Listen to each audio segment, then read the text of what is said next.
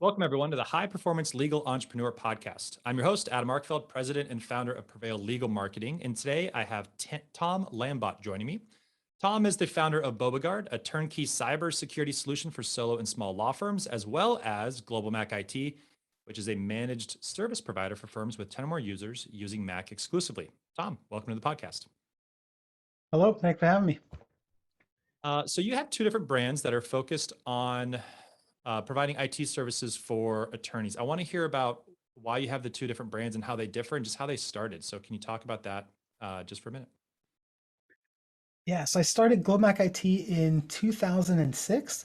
I was starting something new. Essentially, I loved helping others and I loved Macs, and so I put them together, and it kind of evolved and grew from there. Um, and so I've been doing that for about 15 years now.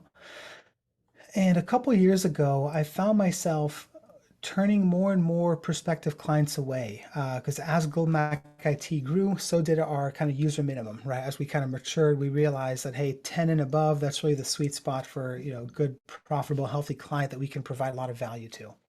And so I always made myself available for solo and small firms, even if I knew they had less than 10 people and they probably wouldn't be a good fit for our services. I'm really big on serving and really helping first. And so with the solos and small firms, I would always, make sure I would provide, really useful guidance and specific actions and things they could do to kind of, get closer to what they were seeking to get to. But ultimately, I realized that I was throwing them back into the wild and that they didn't really have, um, they didn't have a good other resource to go to. I didn't have a specific person that could take these leads and take them to the end zone. And what I also realized was that what most of them truly needed help with was the cybersecurity element, the security side of things. See, over the past decade, as the cloud has been adopted more and more and more, especially in the past 5 years, it kind of reached a tipping point in the legal industry. The technology side has gotten a lot easier in terms of, if you want to set up 365 and your case management software and file storage, you can do all that in one afternoon. You don't need any servers. You don't need to hire expensive IT people, right? And so the technology side is easier to manage. However, while the technology has gotten easier, the cybersecurity threats have continued to evolve. And what I realized a couple years ago was like, man, how can I help them? How can I provide more value? And then it eventually morphed into BobaGuard because what I realized is that the majority of lawyers, I mean, 49% of lawyers are solos, another 14% are in small firms with 2 to 5 lawyers. So you've got 63% of lawyers in the US who don't have access to the right cybersecurity solutions. They don't know what to get. They don't know what they need, how much is too much. And if they go out and read to an IT provider because they really want to do it right, the majority of them are turned away because most IT companies like GlobalMac IT have strict user minimums, like a 10 or 20 or 25 user minimum is not uncommon. So that's kind of what, where BobaGuard came from and the reasoning between the two different ones. Um, and then the last thing on BobaGuard, as I was kind of creating the solution and I pulled back all the security layers that we use and have curated over the years, I realized that only one of them was really Mac specific and actually went onto the Apple computer. And we had access to the same version of the tools for Windows. So all of a sudden my market, grew tenfold. And I was like, man, I can really make a difference and help a lot of people here. So that's kind of the quick story behind BobaGuard. That's great. So as a firm of, well, I guess any size, what do you when I hear about cybersecurity, it sounds sort of daunting, right? I mean, it sounds like the big guys getting hammered by, denial of service attack or something. How do you coach or encourage your legal clients to approach cybersecurity? I mean, what lengths should they go? What's too much energy? What's not enough energy? What's a reasonable amount of defense they should put up, you know, with their IT? Yeah, and that's a great question. And that's where the response is very situational, right? You go out and Google cybersecurity solution, 47 million hits, right? Cybersecurity market is absolutely flooded with different solutions, and the majority of these solutions are going after, enterprise, larger companies, right? Big law, even mid-sized law firms, and then, it's kind of upside down in terms of where the resources are focused. They're all focused on the top layer, right? That's where you hear about, having penetration testing, and your business needs a SOC, which stands for Security Operations Center, right? And you get all these really advanced cybersecurity solutions that are completely overkill for the average lawyer, right? Again, 49% of lawyers are solos. And so a solo does not need a SOC. They do not need penetration testing or denial of service attack monitoring and that kind of stuff, right? Um, and so that's the fine balance that people need to figure out is like, okay, what's too much? What's overkill? What do I need? What do I not need? And essentially that's what we've built into BobaGuard is getting that right mix of cost and functionality and accessibility. Like, wow, this is a great solution, but it's $800 a month. That doesn't make sense for most solos or small firms. Um, and so we've kind of narrowed it down to 8 different security layers that we've kind of packaged in. Um, and so I think to answer your question, the first step is to figure out what are the tools that you're going to need, right? So we took a two-step approach. What tools do we need for the job at hand?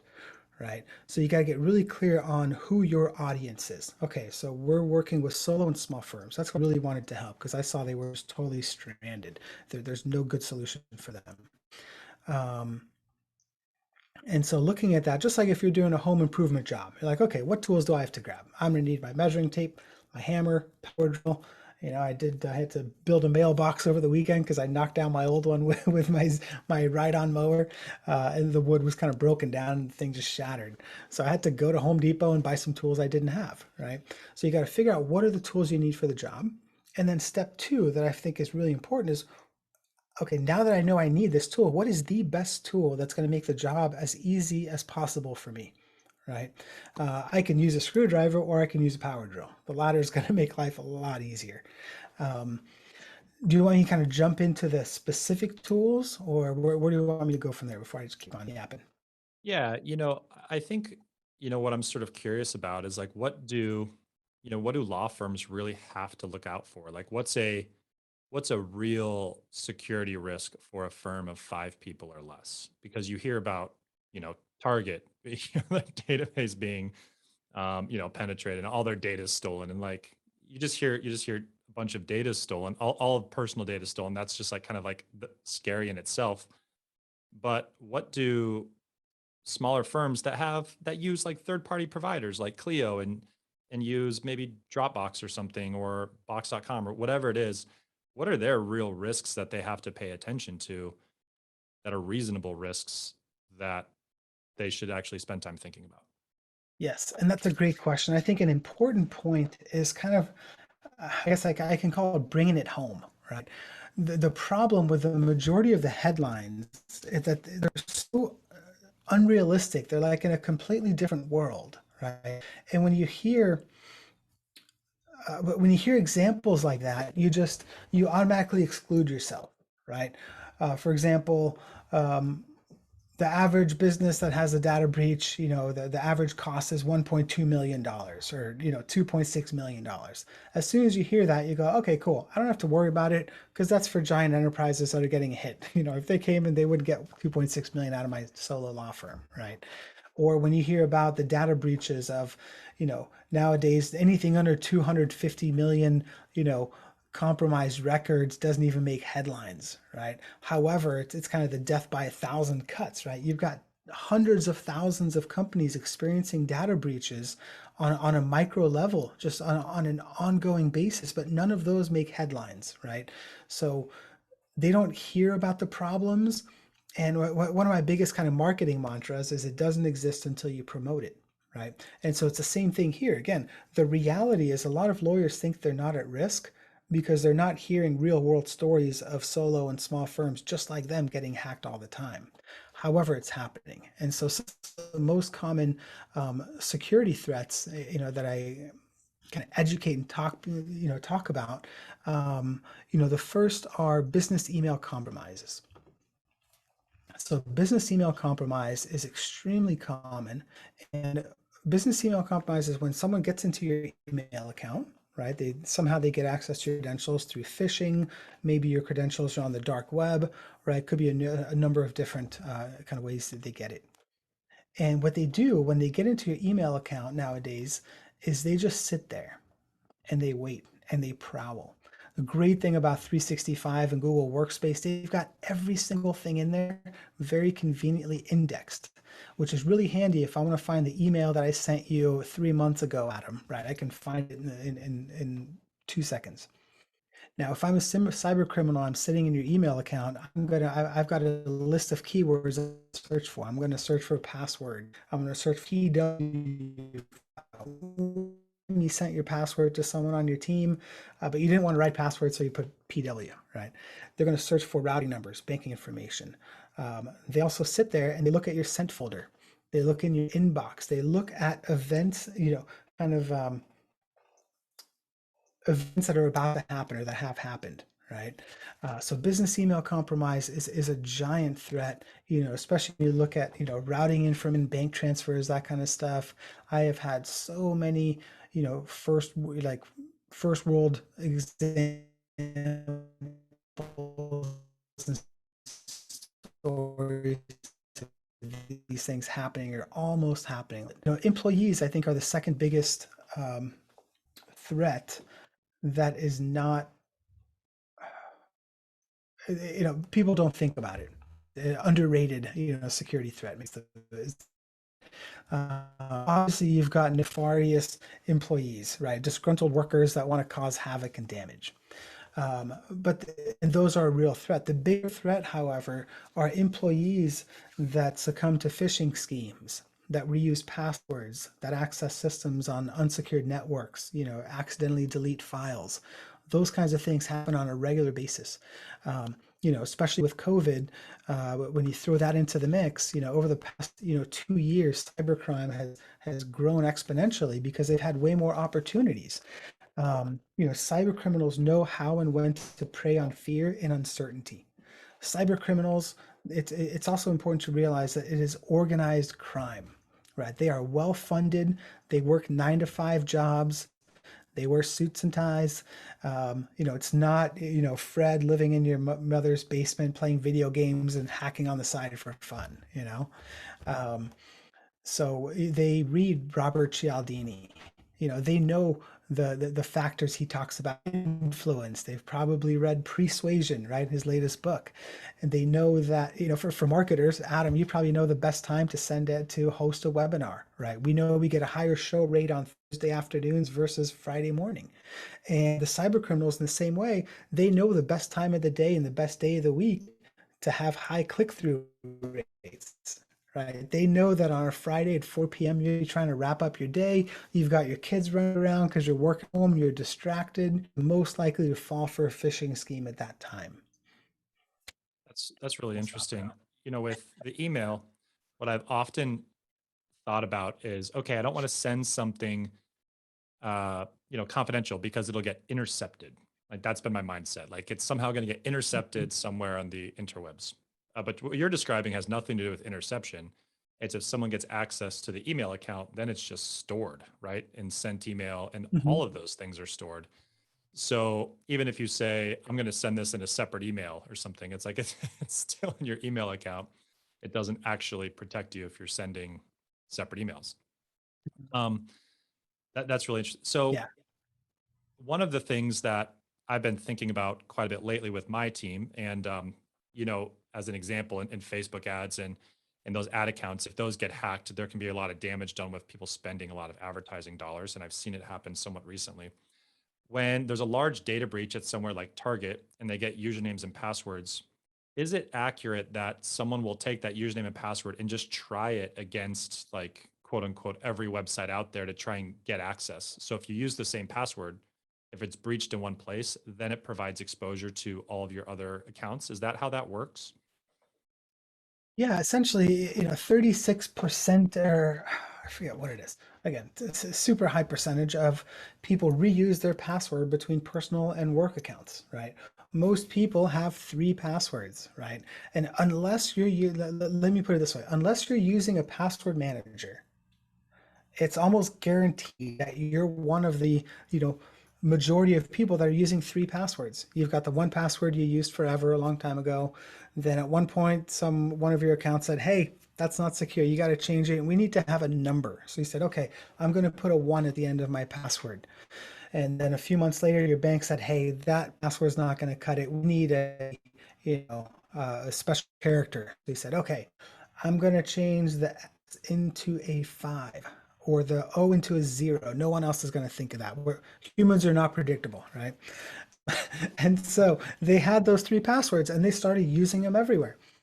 They'll use the same passwords between work accounts and personal accounts. So all of a sudden, that Netflix data breach that you might not think is a risk to your business is, because there's a high chance that, you know, your assistant or someone on your team is using the same password on Netflix account as she is in your email account, and now that's a way for them to get in. You know, so there's so many different ways to find the information. I mean, most likely your password is already on the dark web, right?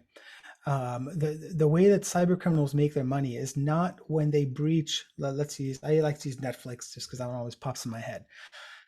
I'm a criminal. I hack Netflix. I get 150 million usernames and passwords. I haven't gotten paid yet. I get paid when I go on the dark web, which is, you know, the Amazon for cyber criminals, and I list them for sale.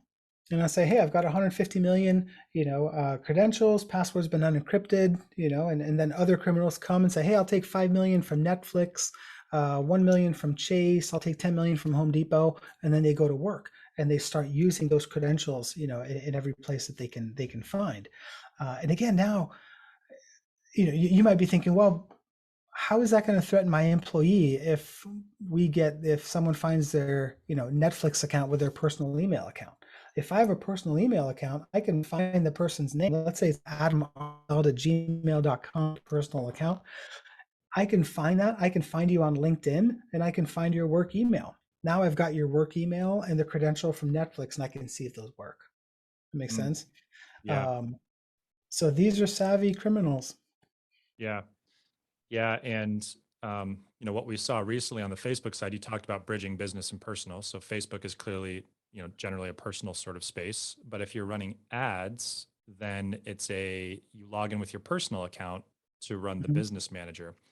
And what I've been seeing happen is people's employees' personal accounts are hacked. Then the criminal goes in and they remove everybody else on the ad account, so nobody has access. Hmm. And then they change the ad accounts to spend $2,000 a day, and they advertise something that you're not actually wanting to advertise. That's Um, crazy. and I've seen it happen multiple times. And so we've been really strict about two-factor authentication and then also passwords. But you brought up Definitely. password managers, and I wanted to ask you your read on those because to me, they seem like a great idea. And then right after I think about that, I think, well, if someone hacked the password manager company, all hell's going to break loose. So, what's your view on password managers? We use LastPass and I love their functionality. Crazy random passwords that autocomplete with facial recognition on my phone. Hmm. Super easy to use, but my entire life is in LastPass. Yeah. Yeah, I believe the risk is extremely low. We use one password. That's kind of our, personal favorite. LastPass, Dashlane. There's other tools. I believe less in, picking one tool. Oh, we use one password, therefore everyone else should use one password. I'm biased. I think it's a great solution, but I'm not saying, like, if you're using LastPass, you're leagues ahead of the average person that's not using a password manager. So again, I think the key is using a password manager because, like you said, it helps you create unique passwords. It automatically fills them in. They're getting better and better. So now they can tell you, hey, you've got 8 different websites with the same password, right? It'll even do some minimal kind of dark web scanning. So there's a lot of great security tools built into them. And it makes it really easy to share passwords internally, or even LastPass has a really strong feature, and 1Password just added this, so you can share a password externally with someone else, without sending it in an unencrypted format, and it can kind of expire and they never see the password. So there's a really good functionality. Yeah, I think, password manager is an absolute must, for security. Two-factor authentication is another absolute must for security. It's just a no-brainer. Um, yeah. Yeah. Yeah. What I love about LastPass is their foldering. Well, there's two things in particular. You create folders and you can share a folder with other team members. And so all of the passwords that you're managing, and I think you could even say share it without actually sharing the password itself. And so it'll just Mhm. auto complete it and then allow them to log in. So the sharing functionality is amazing. And Yes. then, like I was talking about before, and again, like this is just my only experience is LastPass, so I'm not really advocating them in particular. But for people that are thinking, "Oh my God, like what a pain to use that! Like it's so easy to just remember my password." They have all the integrations on your computer and phone to just auto complete it right there, and these crazy encrypted passwords are just stored and easily done, and it doesn't take any time at all. So if you're worried about the energy it takes to use those passwords, I would encourage you not to, because once you figure it out, it's actually more efficient than actually typing in the passwords in a lot of different cases. Yeah. It's such an important piece. But again, it's one of the tools, right? A hammer is extremely helpful when you need a hammer, right? But if you need a screwdriver, you're still going to need that. Um, So so, what are again, sorry. Oh, I'm sorry. I was just going to say, so what are some of the other tools you mentioned? We've talked about these passwords a little bit. You mentioned phishing, and then obviously your cybersecurity tools provide different types of layers of security. Can you just describe what like when I think about your solution, I'm like, I don't even know what it would do. Like, what is it? What is it? And I went to the school for computer science, and I'm like, what does that thing even do? Like, can you just shed some light on that? Yeah.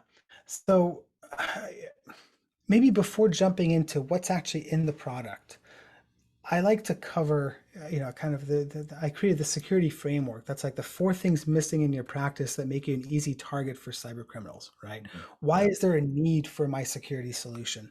And I think it's really consistent when we're looking at solo and small firms, and it's four things. First, there's a lack of awareness, right? There's the it's not going to happen to me mindset, right? Is huge. I'm a solo, so I don't have to worry about cybersecurity. They're going for BigLaw. I practice family law, so I'm not at risk. They're going for the IP guys. I'm in Oklahoma, so I'm not at risk because they're going for the firms in New York, right? So that limiting belief is huge. So this complacency is really our biggest competitor, right? The second is believing that the basics are enough, and then not really understanding today's threats like business email compromise, like we talked about. The threat of employees, that kind of thing.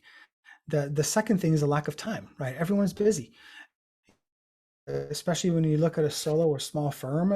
They're not just practicing law, right? They're doing their best to do the marketing. That's where you come in. They're doing HR. They're doing their books. They've got to do the sales. They've got to manage the cases. They've got to practice law. There's so many different roles, right? They're stretched in so many directions, and so there's a lack of time. So it's like, okay, well, I don't have the time to go out there and figure out what do I need, what are the solutions, let alone sign up and roll them out and train everyone, right? The third thing missing is clarity. And that's kind of, I just kind of touched on that one, right? What do I need? What's overkill? What are the threats out there? What's the best way to protect my firm? And then the fourth and biggest one is a failure to implement. So it's not only knowing what needs to be done, and lawyers are great at a lot of things, but on the Thomson Reuters has a state of the U.S. small law firm survey that comes out every year. I think they've done it 4 years now, and they found a consistency that many lawyers know what the issue is, but they consistently don't resolve it. And essentially, they put everyone into three groups. So one is we have implemented changes to address the issue. We have a plan to address these issues, but have not yet implemented. So we know what to do, but haven't done anything about it. And then we haven't yet figured out how to address these issues. And consistently, it's about 10 to 40% where they've actually figured out what the issue and resolved it, right? From year to year and across a wide range of different issues. So it's been proven that they're not the best at addressing the issues that they have. So if they don't have the awareness of the issue, they don't have the time to research it, clarity in what exactly are the tools to fix it, and then the ability to implement and address the issue, the odds that they're going to wake up one day and boom, I've addressed cybersecurity, it's good, I'm taken care of, are extremely low. So that's really the problem that we went out to kind of solve, right? Kind of going in with that view and that mindset, really understanding, the life of a solo and a small firm lawyer specifically. Um, and so let me stop there to see if there's anything you want to bounce off of that idea there. Well, no, I mean, I'm just sort of curious about then how that evolved, kind of like how that evolves into the next step, and you know, what those solutions look like for them, because all those problems you described make complete sense. So then, where do they go next? Yeah. So then the next step is, obviously what solutions should I use to protect my practice? And so we've kind of curated these over the past 10, 15 years. We've spent hundreds of thousands of dollars in R&D and research and finding the best solutions to protect our clients in GlobalMac IT. And so the first security layer is fun cybersecurity that doesn't suck and can't be bypassed. And notice I didn't just say cybersecurity training, because most people, when they hear cybersecurity training, if they're like me, a sense of dread fills their body and they go, oh God, this is going to be horrible. If you've ever been through cybersecurity training, it's dull, it's monotonous, it's way longer than it should be. What's the end result of that type of cybersecurity program? Very little retention. Your security culture is not improved, it's not strengthened, right? So we found kind of a really modern solution that uses behavioral science techniques like storytelling. They have a set of cartoon characters that kind of go throughout the series. The cybersecurity videos are only 5 to 10 minutes. It's like one of those a month, or a couple a month, right? So it's a lot easier, it's a lot more digestible. It actually, gets your attention. And then the questions are actually based on the content in the video, as opposed to most cybersecurity training has what I call stupid simple questions. You can kind of ignore the whole video and guess the right answer. Mm, Does that land?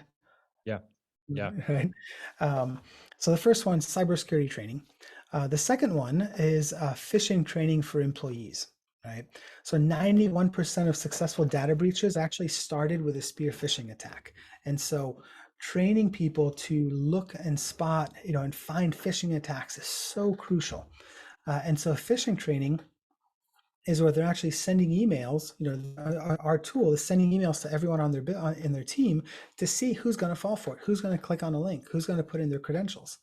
I noticed a little bit before when I was preparing that you were on Neil Tyra's podcast earlier this year.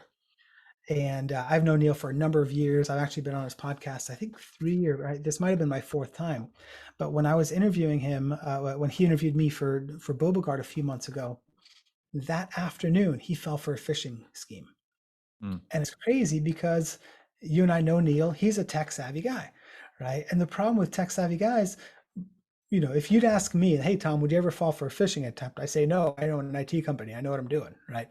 Neil he doesn't own an IT company. He's a lawyer, but he's, far more tech savvy than most lawyers. And he fell for one. So the importance there is that everyone needs to go through the cybersecurity training and the phishing training, because no one is safe. The phishing tactics are continuing to improve and get more advanced.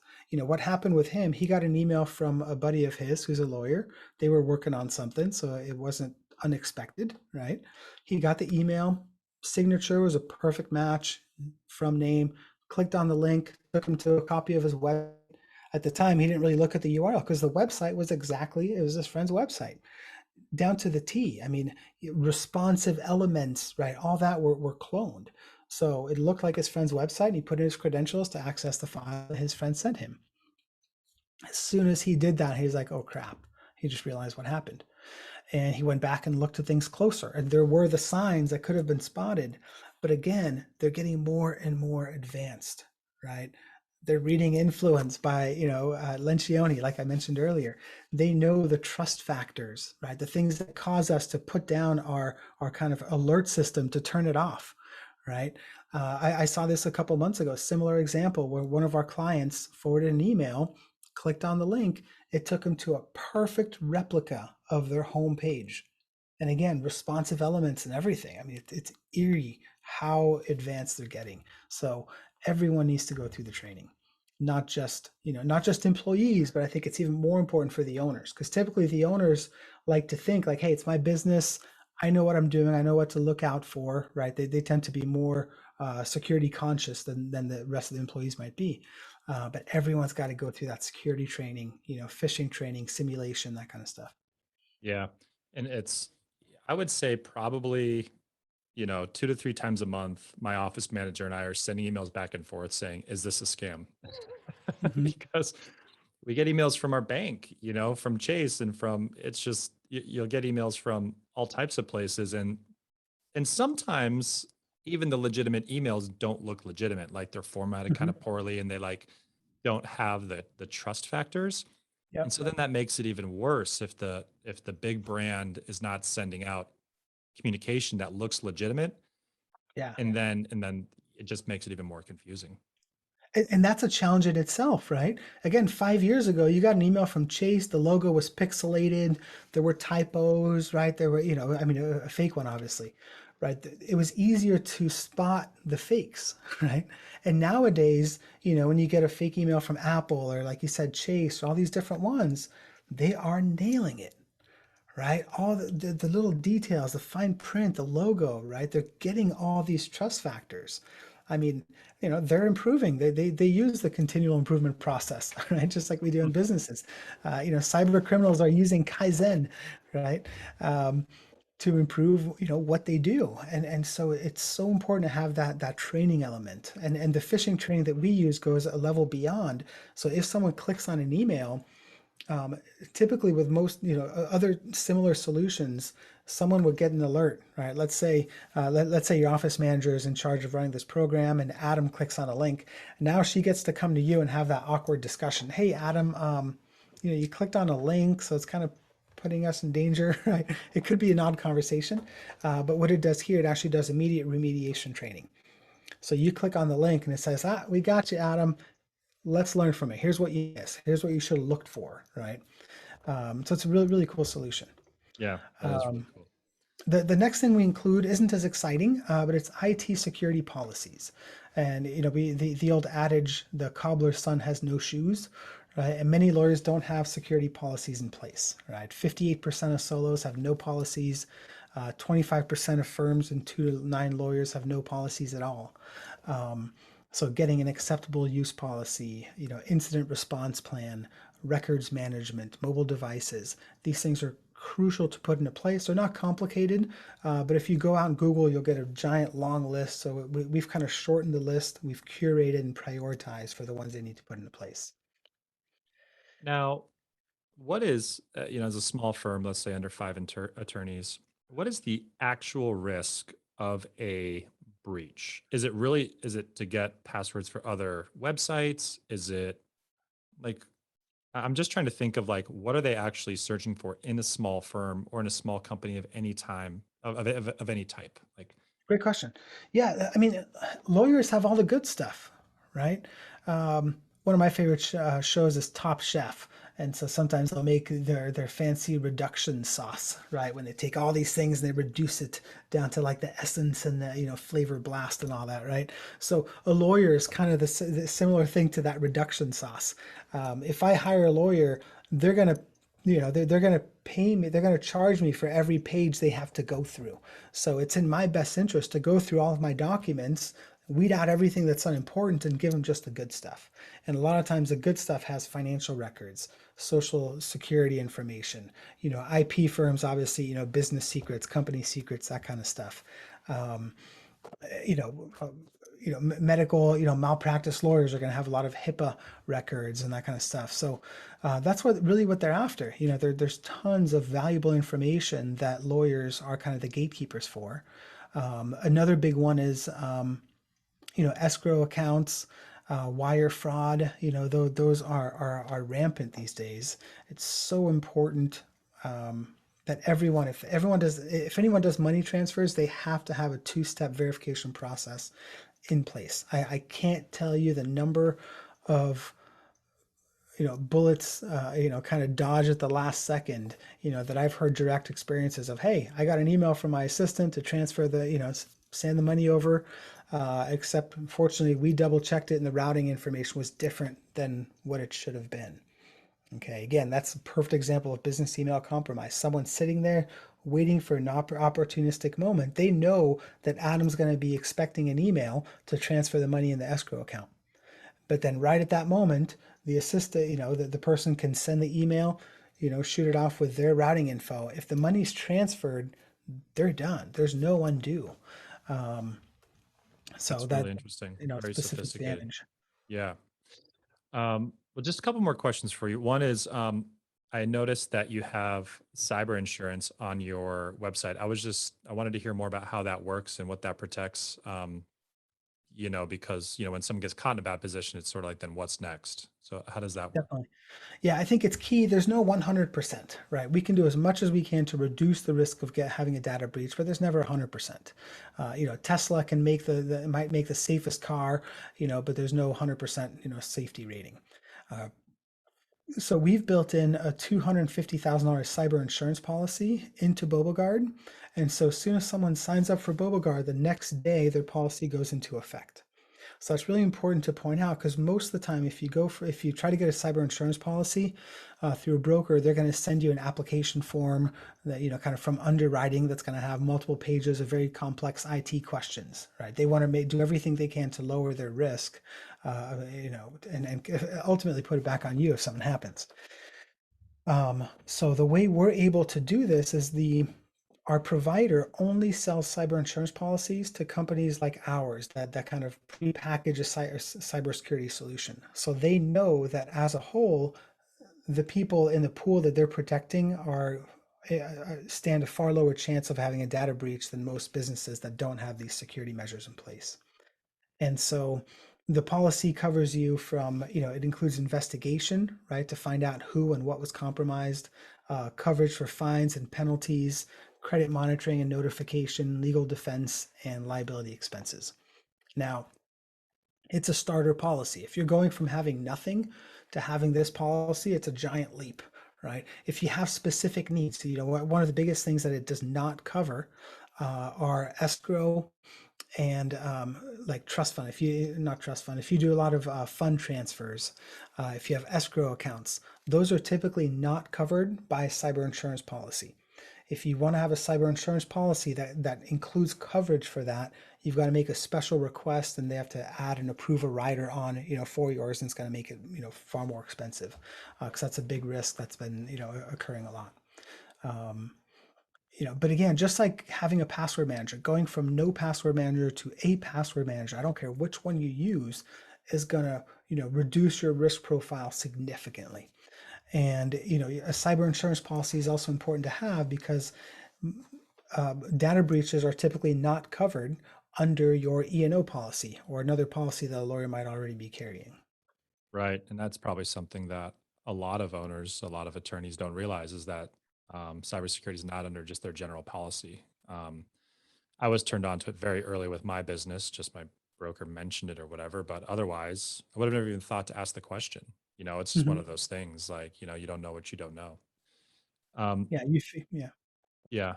So, just final question here, what are you seeing evolving in this industry as far, when it comes to threats or I don't want to say like where do you see the future of the industry? But it's just, what are some things that are coming down, or do you see anything that's unique coming down the pipe, different ways to compromise? I'm just curious if there's anything that you're seeing more trends of or that people should be looking out for in the future that they haven't really seen in the past. A lot of people have heard about phishing. A lot of people have heard about, like clearly, password compromises. But is there anything that maybe people haven't heard of that's kind of coming up? Mm, good question. Um, social engineering tactics are continuing to evolve. I've had people get their, cell phone number, hacked and through, kind of text message phishing. I think that's something that's kind of newer this year that's been expanding quite a bit. So, when you get text messages, be more wary, right? Who is this from? Am I expecting it, right? Again, when you click on a link, there's phishing, phishing happening that starts through text messaging now. So I think that's really important. Um, Deep fakes, I think, are going to continue to evolve, where, almost like extortion through deep fakes, right? There was What's a deep fake? What is so a that? deep fake is like a doctored image, if you will. Even videos, right? They can create a video saying, "Hey, I saw you were there, you were doing that," and they can send you a video with your face on someone who is not you, but they're advancing so much it's hard to tell the difference, right? That's going to be kind of a next thing that's going to evolve. I don't think it's a major threat today. I mean, it could be in certain ways, but it hasn't hit a major tipping point yet. um, How would that be used in a negative way? I mean, Well, communicate. one phishing example that was going around for a number of years, I'm sure it still is you get an email that says, "Hey, I know what you were doing on your computer. I had the camera running and I took pictures of it, and if you don't send me the money, I'm going to release that picture." So it can go to the next level, and it can grab your picture and stitch it on, right, for kind of extortion, kind of stuff, blackmail, if you will. Um, Oh, interesting. yeah. Got it. All right. Well, Tom, I really appreciate you joining me today. Incredibly helpful information. I feel like I have a bunch of action items just for myself to go back to my company with. Um, if people want to learn more about your companies, where do they check you out? What are the domains, and what's the best way to get in touch with you? Yeah, we've created a special security report that can be accessed at bobaguard.com/prevail for your listeners. Um, and I think that also gives them access to a 10% lifetime discount, if they want to sign up for BobaGuard. Um, and then globalmacit.com is for the other business. So if you've got an all Mac, law firm with 10 to 50 users, we should talk, because we're the only company that does just this. And that's, stable, it's going really well. But BobaGuard is really what I'm the most excited about now, just because there's such a void. Again, solo and small firms do not, there's nothing like this out there. And I kept scratching my head when we were creating the solution. I'm a very good Googler. And, I Googled so many different ways. I'm like, there's got to be someone that's created a solution, like this for solo and small firms. And I kept looking and looking and looking. I found nothing, so I think there's a big opportunity. And I just want to help people, avoid getting a data breach, because it's a horrible, just horrible thing that you don't want to go through. So, Well, I commend you for creating that business because it's challenging to create a business for uh, uh, a cost-effective yet effective business for smaller businesses that actually has value. Um, mhm, because you have to have that perfect balance of, maybe automation, scalability, productized that actually adds value at a price point, and it's a really challenging sort of balance between all of those things because you can get crushed if you over service and not get paid enough, and you can get crushed if your product is terrible and it doesn't add any value. So I mhm. commend you for doing that. That's a challenging solution to provide, and it sounds like you've created a great one. Thank you. Yeah. All right, Tom. Thanks again. Appreciate it. And to everybody else, thank you for listening, and we will see you in the next episode.